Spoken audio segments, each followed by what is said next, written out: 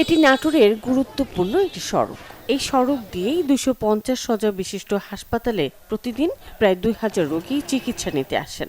কিন্তু ছায়াবানী মোড় থেকে আধা কিলোমিটার সরু সড়কে তীব্র যানজটে আটকে থাকতে হয় রোগী ও স্বজনদের।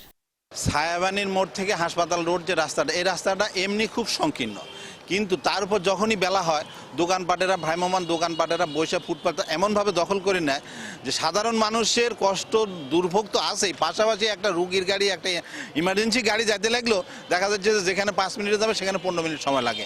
আমরা এটা প্রশাসনের কাছে এটার একটা আমরা নিরাময় চাই। বিভিন্ন দোকানপাট পস্তা সাজিয়ে বসে, তাতে করে হয় কি রাস্তা আরও সংকুচিত হয়ে যায় এবং সেইখানে মানুষ কেনাবেচা করে, যার কারণে বিভিন্ন সময় গাড়ি আটকা পড়ে।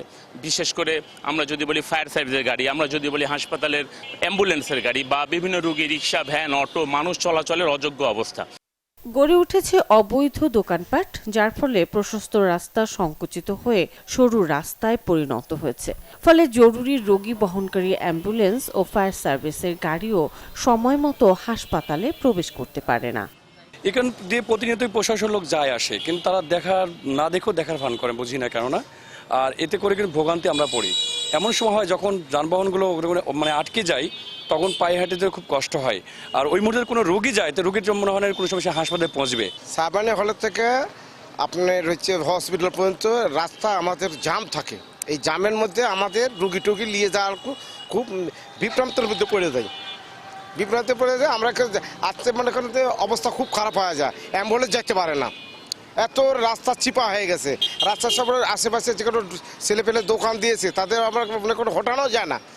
স্বাধীনতার পর হাসপাতালের শয্যা সংখ্যা বেড়েছে, কিন্তু প্রবেশ সড়কটি প্রশস্তকরণ করা হয়নি।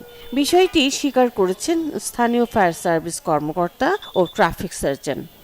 যে রাস্তাটুকু যতটুকু আসলে ইউজেবল রাস্তাটা আছে, এটাতে বিভিন্ন ধরনের ফুটপাত, এই হকার্স বসা ইত্যাদির কারণে কিন্তু এই জায়গাটা আরও শুরু হয়ে গেছে। সঙ্গত কারণে যখন আমরা রেস্কিউ কাজে যাই, আমাদের রুগী পরিবহনের ক্ষেত্রে আমাদের এখানে কিছুটা বিলম্ব হয় আর কি। রুগীরা যথাসময়ে হাসপাতালে প্রেরণের ক্ষেত্রে আমরা এখানে সাফার করি এবং তাতে করে অনেক সময় রুগীর জীবন নাশের হুমকিও হয়ে দাঁড়ায়। এই রাস্তা ন্যারো হওয়ার জন্যে স্মুথলি ওরা মুভমেন্ট করতে পারে না।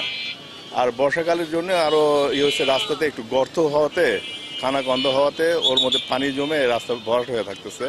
আপনার গাড়ি যখন যাচ্ছে ওখানে যে গাড়িটা স্লো হয়ে যাচ্ছে। এই স্লো মুভমেন্টের জন্য আমাদের রাস্তাতে গাড়ি লম্বা একটা লাইন হয়ে যাচ্ছে। আমরা কাজ করতেছি, আমরা কাজ করে যত হয়, কিন্তু রাস্তা সংকীর্ণ এবং গাড়ি অতিরিক্ত, এই জন্য ওখানে গাড়ি আপনার খুবই স্লো মুভমেন্ট হয়। এ বিষয়ে জেলার স্বাস্থ্য বিভাগের এই কর্মকর্তা জানালেন, প্রয়োজনীয় উদ্যোগ নেওয়া প্রয়োজন। আমরা প্রত্যাশা করি যে এই হসপিটাল রোডটা এটা দখলমুক্ত হবে, কারণ এই পুরো নাটোরবাসীর মূল চিকিৎসার কেন্দ্রই এই সদর হসপিটাল। সুতরাং এই রাস্তা প্রশস্ত হওয়া উচিত।